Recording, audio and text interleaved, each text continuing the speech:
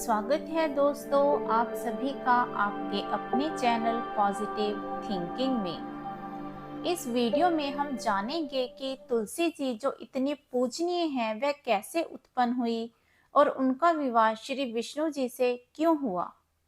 दोस्तों अगर आप इस चैनल पर नए हैं तो पहले चैनल को सब्सक्राइब कर लें और मेरी आने वाली वीडियोस की नोटिफिकेशन पाने के लिए बेल आइकन को प्रेस करें। ऐसा कहा जाता है कि पूर्व जन्म में तुलसी राक्षस कुल में जन्मी थी। उनका नाम वृंदा था जो भगवान विष्णु की परम भक्त थी। वृंदा का विवाह दानवराज जलंधर से हुआ।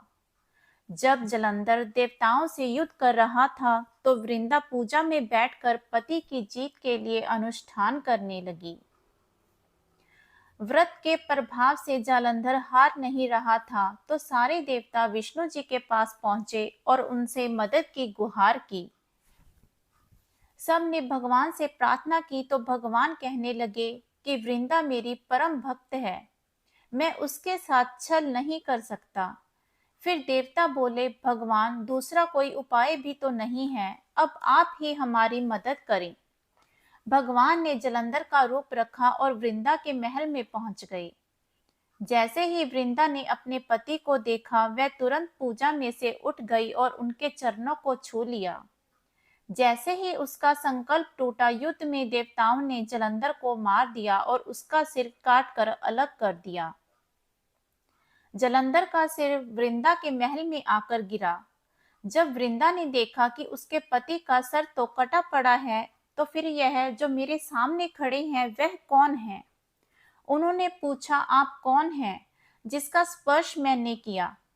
तब भगवान अपने रूप में आ गए पर वह कुछ बोल ना सके। वृंदा सारी बात समझ गई। उन्होंने भगवान को श्राप दे दिया और कहा कि आप पत्थर के हो जाएं। इससे भगवान तुरंत ही पत्थर के हो गए। यह देखकर सारे देवताओं में हाहाकार मच गया। लक्ष्मी जी रोने लगी और सभी देवताओं ने मिलकर वृंदा से प्रार्थना करी। वृंदा ने फिर अपना श्राप वापस ले लिया और भगवान फिर से अपने विष्णु रूप में प्रकट हो गए। वृंदा अपने पति का सिर लेकर सती हो गई और उसकी राख में से एक पौधा निकला। भगवान विष्णु जी ने कहा कि आज से इस पौधे का नाम तुलसी जी है और मेरा एक रूप इस पत्थर के रूप में ही रहेगा जिसे शालिग्राम के नाम से जाना जाएगा और तुलसी जी के साथ ही पूजा जाएगा और मैं बिना तुलसी जी के भोग स्वीकार नहीं करूंगा।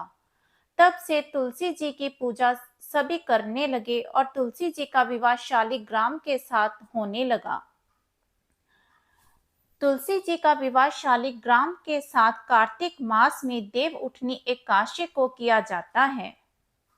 दोस्तों अगर आपको यह वीडियो अच्छी लगी हो तो इसे ज़्यादा से ज़्यादा लाइक व शेयर करें और भगवान श्री विष्णु का आशीर्वाद प्राप्त करें। ओम नमो भगवते वासुदेवाय नमः।